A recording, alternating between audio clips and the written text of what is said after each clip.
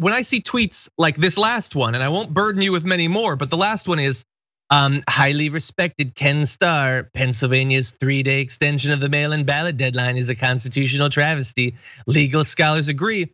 Donald Trump might just be saying that for his own personal benefit, but what I feel like you should rest assured is that going forward, whether in Georgia or in Pennsylvania, anywhere where they still have control over the state legislature, let alone the governorship, they are going to use these lingering concerns about the election to push for even more voter suppression and voter purges and voter ID and all of that stuff. And they're going to find that their base is going to love it because remember, they don't trust democracy anymore. They don't trust the vote. And they also sort of suspect deep down that they can't win a fair election anyway. Yeah. So they're gonna be fine with cutting out as many voters as possible. And so that's where I feel like this leads, maybe not for Trump, but for other Republicans. I agree with you, man. And I think it started some years back. Like this whole eroding of our democracy, our fair, balanced, and equal access to the ballot.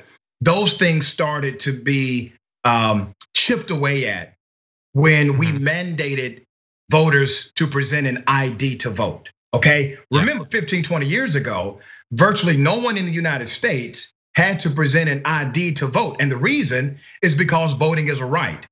There's no other right that you have where you must present an ID in order to exercise it other than your right to vote. Now, when we allowed them to get away with that, it opened the floodgate for all of these other dynamics in the electorate process that restrict individuals from voting. Everything from voter purges, if you don't participate for a certain amount of time, all the way to duplication of names. Remember, there was a program that if your name was the same name as another name in another state, that you would automatically be red flagged just because you have the same name. And you know who is harmed? Names that are on that list.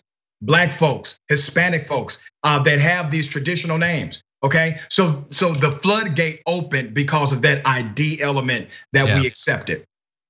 Exactly, yeah. And when it turned out that hurt some communities, black and brown people more than white people, Republicans were just shocked to find out about that. They had never anticipated. We didn't expect that to happen. We just applied it equally. Exactly.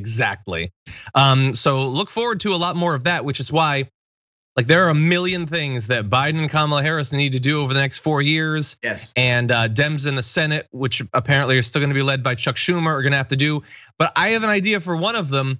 Maybe do something to make our democracy not just like a cool sort of like thing that we cosplay every once in a while, but make it actually true. And we'll see. That's another thing where having a supermajority in the Supreme Court for the Republicans is gonna help them. You know, if they wanna like have their voter suppression be constitutional with a 6-3 conservative Supreme Court, pretty much anything you want to do could be constitutional. So that's gonna be fun. Yeah, Democrats in any event, grow a backbone. Schumer has to grow a backbone. Nancy Pelosi has to get on it as well. They're not playing the same game anymore. It's like you're playing a game of baseball, but you have a golf club.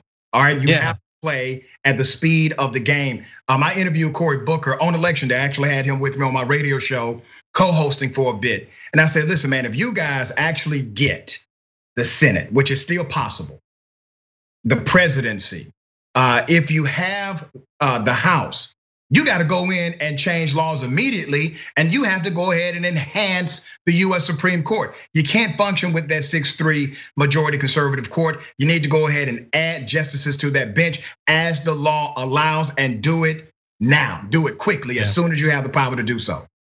Yeah, I agree. We'll see. I don't know. I mean, you're totally right. The game has changed, but unfortunately, I think Nancy and Chuck are still playing the same old game. They still think Dianne Feinstein thinks, oh, my Republican colleagues are gonna be amazing once we, finally don't have Trump. No, they're not. No, it's a bad impression. It's not based on anything. Well, that's what makes it good, John. Because it's bad. Exactly.